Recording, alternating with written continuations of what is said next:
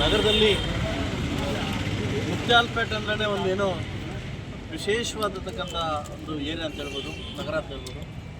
ಇಲ್ಲಿ ಜನ ಸ್ವಭಾವ, ಪ್ರೀತಿ, ವಾತ್ಸಲ್ಯ ಕೂಡ ಮುತ್ಯಾಲಪೇಟೆ ಅವತ್ತಿಂದ ಕೂಡ ತುಂಬ ಅದ್ಭುತವಾಗಿದೆ. ಸೊ ಇದರಿಂದ ಮುತ್ಯಾಲಪೇಟೆಗೆ ಏನಾದರೂ ಮಾಡಬೇಕು ಅನ್ನೋ ಸಂದರ್ಭದಲ್ಲಿ ಪುರಾತನ ಕಾಲದಾಗಿರ್ತಕ್ಕಂಥ ನಮ್ಮ ರಾಮ ಮಂದಿರ ಇವೆಲ್ಲ ಕೂತು ನಾವೆಲ್ಲ ಭಜನೆ ಮಂದಿರ ಅಂತಾರೆ, ನ್ಯಾಯ ಪಂಚಾಯತಿ ಮಾಡ್ತಕ್ಕಂಥ ಈ ಒಂದು ಭಜನೆ ಮಂದಿರ ಇಡೀ ಮುತ್ಯಾಲಪೇಟೆಗೆ, ಇಡೀ ಮುಳಬಾಗಿಲು ತಾಲೂಕಿಗೆ ಇದೊಂದು ಹಳೆಯ ಆಸ್ಥಾನವಾಗಿತ್ತು. ಇದು ತುಂಬ ಶಿಥಿಲವಾಗಿತ್ತು. ಲಾಸ್ಟು ನಾನು ಎಲೆಕ್ಷನ್ ಟೈಮ್ ಬಂದಾಗ ಮನವಿ ಕೊಟ್ಟಿದ್ದರು, ನೀವು ಬಂದ ಕೂಡಲೇ ಈ ಒಂದು ಭಜನೆ ಮನೆಯನ್ನು ಮಾಡಿಕೊಡ್ಬೇಕಂತ. ಅದರ ಕೋರಿಕೆ ಮೇರೆಗೆ మన ಸಂಕ್ರಾಂತಿ ಹಬ್ಬದ ದಿವಸ ಬಂದು ಆದಷ್ಟು ಬೇಗ ಇದನ್ನು ತಳ್ಳಾಕಿ ಬೇಗ ಸ್ಟಾರ್ಟ್ ಮಾಡಿ ಅಂತ ಹೇಳಿದ್ದೀನಿ.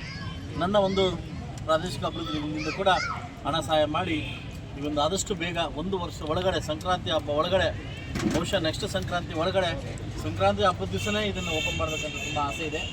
ಆದಷ್ಟು ಬೇಗ ತಾವೆಲ್ಲ ಏನು ಮುತ್ಯಾಲಪೇಟೆ ಎಲ್ಲ ನನ್ನ ಜನ ಬಾಂಧವರು ರಾಜಕೀಯನ ಮರೆತು, ಜಾತಿ ಭೇದನ ಮರೆತು ಈ ರಾಮ ಮಂದಿರ ತಾವೆಲ್ಲ ಒಂದಾಗಿ ಈ ರಾಮ ಮಂದಿರವನ್ನು ವಿಶೇಷವಾಗಿ ಇಡೀ ಮುಳಬಾಗಿಲು ತಾಲೂಕಲ್ಲಿ, ಅಂದರೆ ಮುಳಬಾಗಿಲು ಟೌನಲ್ಲಿ ಒಂದು ವಿನೂತನವಾಗಿ ಕಟ್ಟಬೇಕಂತ ತಮ್ಮಲ್ಲಿ ಕಣಕಳಿಯ ಮನೆ ಮಾಡ್ಕೊಂತ ದಯವಿಟ್ಟು ಈ ರಾಮ ಮಂದಿರ ವಿಚಾರದಲ್ಲಿ ಯಾರೂ ಕೂಡ ಅನ್ಯತೆ ಭಾವಿಸಬಾರ್ದು, ಹಾಗೂ ರಾಜಕೀಯ ಬೆರೆಸಬಾರ್ದು ಅಂತ ಶಾಸಕರಾಗಿ ಮನವಿ ಮಾಡ್ಕೊತೀನಿ.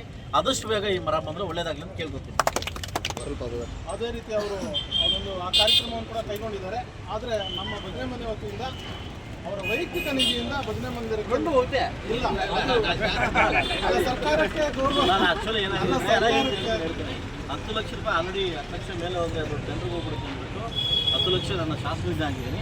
5 ಲಕ್ಷ ನನ್ನ ಕೈಯಿಂದ ಕೊಡ್ತೀನಿ. ಟೋಟಲ್ 15 ಲಕ್ಷ ಕೊಡ್ತಾರಲ್ಲ. ಇನ್ನೂ ಸಾಕಷ್ಟು ಭಾರ ನನ್ನ ಮೇಲೆ ಇದೆ. ಸರ್ಕಾರ ಬೇರೆ ನಮ್ದಿಲ್ಲ, ನಮ್ಮ ರೂಪಗಳು ಚೆನ್ನಾಗಿ ಗೊತ್ತು.